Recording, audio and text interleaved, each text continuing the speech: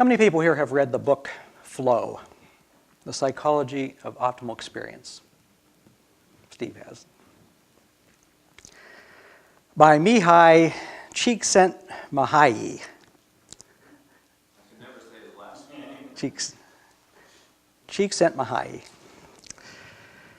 He is the former head of the Department of Psychology at the University of Chicago, and he's now at Claremont in California. And has spent his entire adult lifetime studying both peak experiences, like in sports, and what makes people happy. And what it is that makes people happiest in their lives, he says, is what he calls flow. Flow is often referred to as like being in the zone. It is being so absorbed in a task that you lose all track of time, that you lose track of what's happening with your body, like the need for food, the fact that you're hungry, you forget. And probably most importantly, you lose your ego, your awareness of yourself and how you might look or be coming across to others. I was not in flow when I was playing the instrument. There was an ego there. You lose that awareness of yourself and what might be happening, and what other inner observations you might be making about yourself, what you're thinking while you're doing something else, or being critical of yourself. All that disappears when you are in flow. And flow can happen in a whole variety of activities: reading, writing, exercise, sports, music, physical labor, doing math. Knitting, absolutely. Can happen in the most menial labor, working at a grocery store, something, if you do the kind of discipline that it takes to get yourself into flow. You can do it almost anywhere. He says that for flow to happen, there has to be some kind of a challenge involved. A challenge that is appropriate to your skill level. And there also has to be this inner directed commitment to practice and to get better. And flow comes only in and through the practice. The repetition of appropriately challenging exercises that build strength or skill. And flow can happen at any level of skill, but typically begins to really kick in for people when they begin to get moderately competent at whatever they're doing. When parts of what they're doing become mindless for them, and they can just move into that and do it. And there's still a challenge there to getting better and better and better, and yet they can get into this zone when they're doing what they're doing. I mean, think, for example, of all the years that we spend when we are growing up in school, from the time we are in kindergarten, and then especially once we get into first grade, learning how to read. And that's one of the most significant components of our time and effort when we are in elementary school, learning how to read. And every single day, it's day after day of practice, it's learning new words and learning that vocabulary and learning to spell and learning to write it and learning the grammar and how words are put together into sentences. And year after year after year, the challenge gets progressively more difficult, and you put together more words and longer sentences and more difficult grammar, and you begin to be able to read more difficult material. And every single one of us, if we grow up in this country and go to any kind of a school, will learn how to read. And it's because it's just impossible to get by in our world without the ability to read. You can't do anything. Can't drive, can't work. There's virtually nothing you can do in our literate and information-laden society without the ability to read. And so everybody does it. And for some, it's never more than a necessary but not necessarily pleasurable skill. You read because you have to learn how to read, and you do it. But there are some people along the way as they are learning to read that find that they love to read. And so they work at it harder. They read more. They look up words that they don't know when they are reading. Their vocabulary increases. They read progressively more challenging books. And they find, as they do this, that they lose themselves in what they're reading. And hours can go by while they are reading. And they completely forget what's going on as they enter the world of the book. They create flow. And it's for those people who love to read like that, it's very satisfying. And although reading is a solitary sport, it often leads to community. As people go to bookstores and meet other people, as they join book groups and meet authors and do things like that. But it's one of those activities, one of many, where you can create through that discipline of learning to read better and better and more difficult things, that feeling of flow. So people in flow create an inner state of being that brings them peace and fulfillment that is separate from the external environment. It's not dependent on what's going on around them. They create that through their own discipline and through their own work. And they are focused. And what they do is meaningful to them and has purpose. And they are absorbed in their activities, and they have a sense of connection to their inner self and also with others. And this state that is called flow, that he calls flow, pertains to enjoyment and satisfaction with one's quality of life. And the more flow that we are in, the more times we are creating flow in our lives, the more happy and satisfied we are. Well, I've been talking about simplicity for the last few weeks.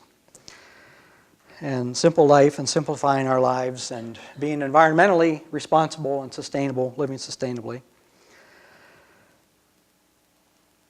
And the ability to create flow in one's life is, according to one person, I'll talk about in a moment, one of the key components of simplifying one's life and being a part of a movement to simplify our world. I mean, one doesn't have to live simply to experience flow. One can be overcommitted and hyper-consumptive and still have areas of one's life where you experience flow. But people who have the self-discipline to create flow in their lives tend to find it much easier to simplify their lives, both in terms of creating space for themselves in time, with time, inner time, and time in their schedule, and in terms of letting go of the signs of outward gratification, whether it's materials, having more material stuff, or having more status, which comes from external, sources. People who can create flow tend not to be so driven by the consumer mentality with its promise that the way you get happy is you buy stuff. And they tend not to be so driven by outward signs of success and status. Because they can create flow experiences in their life, they know the kind of satisfaction that comes at a deeper level from mastering some craft or some skill.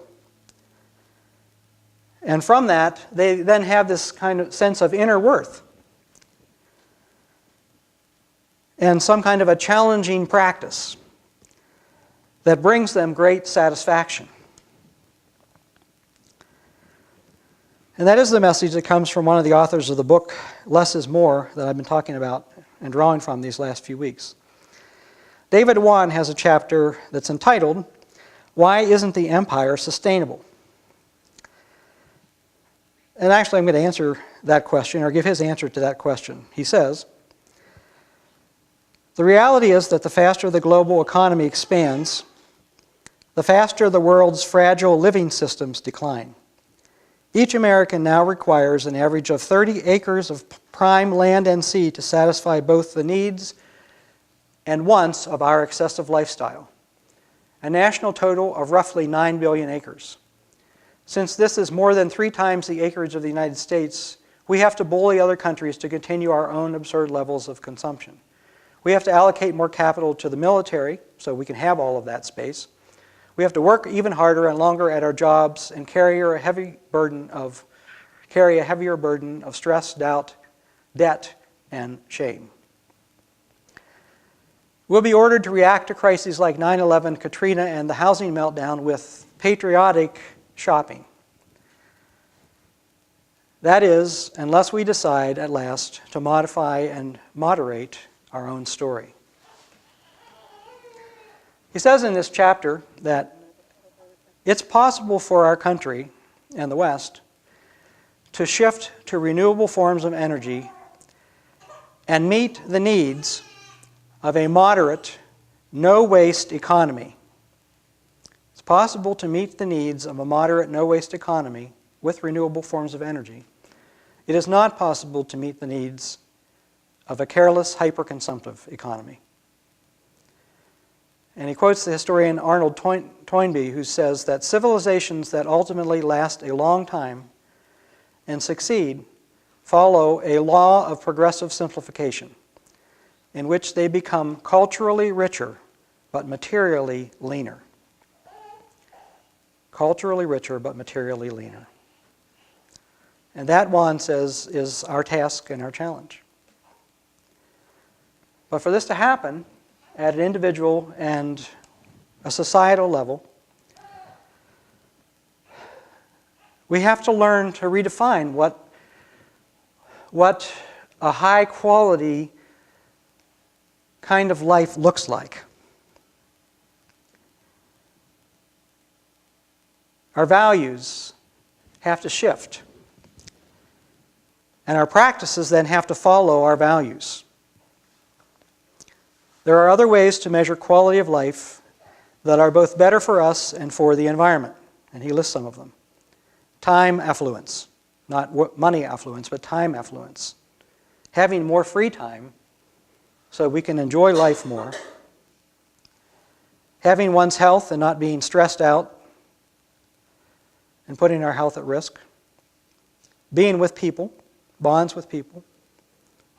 Civic participation at a local level, particularly where our participation actually can make a difference. Kindness, generosity, serenity, wisdom, valuing all of those things. And, finally, valuing creativity and flow.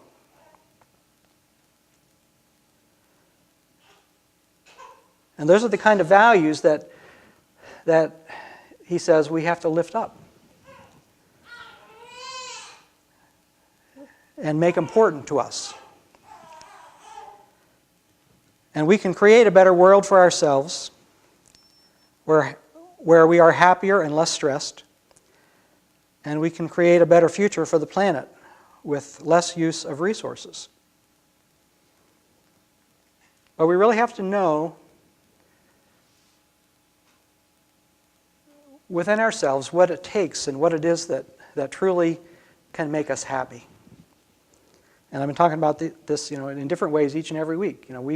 We just live in a culture that wants to define what makes us happy and what makes success in terms of material possessions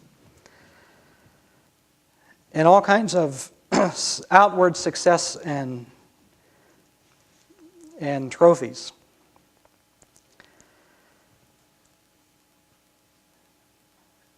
And according to both Juan and according to Cheeksent, that's part of his name, and as I talked about last week, according to Jesus, and you can add Buddha also to that, those things are not the things that truly make us happy and bring us satisfaction and make the world better. It's being with people. It's sharing good food with people. It's being out in this kind of, not necessarily in this kind of weather, but almost in this kind of weather, in the ground, gardening, and doing those kind of things. It's the satisfaction that comes from serving other people. and giving our time and our energy so that somebody else can have a better life. And it's finding something in our lives that we can do, that we can practice, that we can get better at, whether it's an instrument or whether it's a sport or whether it's a craft or something that we find that we like and we can give our time and discipline to and challenge ourselves over a period of time to get better and better so that we can grow into that and find the satisfaction that comes and the real joy that comes from mastering something and letting that part of ourselves come out and sharing that with other people. And that's what makes the world a better place, and that's what makes us happy. And if we are going to save this planet and give a better future to our children and our grandchildren, then those are the kind of values and the kind of practices that we all need to be embracing in our lives. Thank you for listening.